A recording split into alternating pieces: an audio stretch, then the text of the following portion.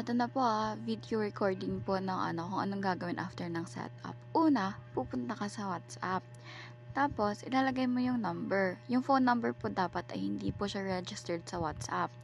Tapos, after po niyan, ilalagay mo siya. Tapos, ayan, i-verify ka kung tao ka ba o hindi. Tapos, magsasend na siya ng code doon sa number.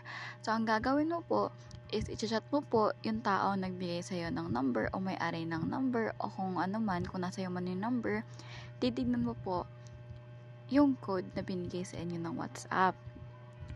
6 digit po yung code. So, kailangan tama po yung ilalagay nyo. After po nun, hihintayin nyo po na magbigay.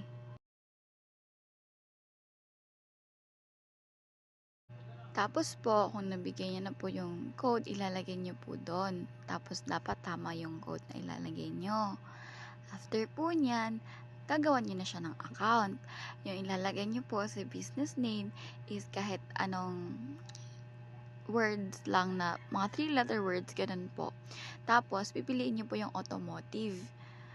Tapos po, after po niyan, i-out niyo po yung WhatsApp business. Tapos, pupunta kayo sa bot. Dapat po yung bot, bago kayo mag-start or mag-input ng ibang number, dapat po ay naka-clear history siya. Tapos gagawin mo po yun, click mo po yung start, tapos yung change, tapos CGWS code, tapos ayan, lalagay mo po yung number.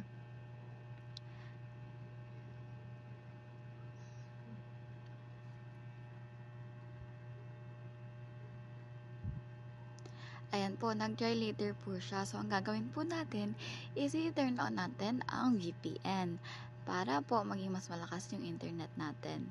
At iba rin po yung IP address na i-read niya para parang mapaprompt yung bot na parang new user ka, ganun. Ayun, hintayin po natin na mag-connect siya. Tapos, pag ganun po yung nangyayari lagi, connect, disconnect, disconnect, connect lang po tayo agad sa VPN. Wait lang, ang tagal naman mag-connect na to.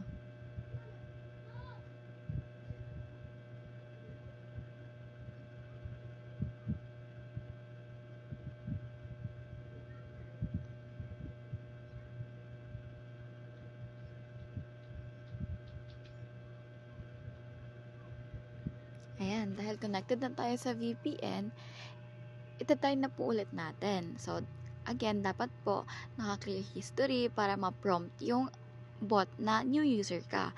So, ayun, click mo start, tapos click mo yung tatlong kemerot yan, menu sa gilid, tapos ayun, click mo yung change, tapos CGWS code, tapos ilalagay mo yung number. Dapat po yung number, dapat 63 po yung unahan, hindi po siya 0. So, kapag 0 po yung nandyan, palitan niyo po ng 63.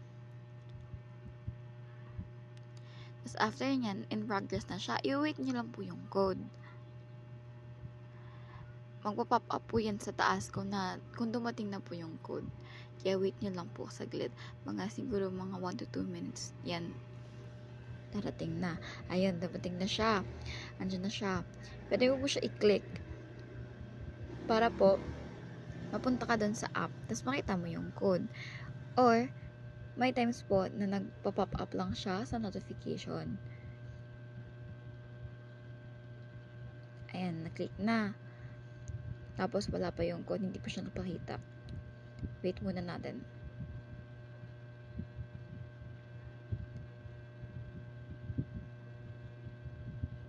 Ayun, may isang notification na ulit. So, ayun, andyan na yung code.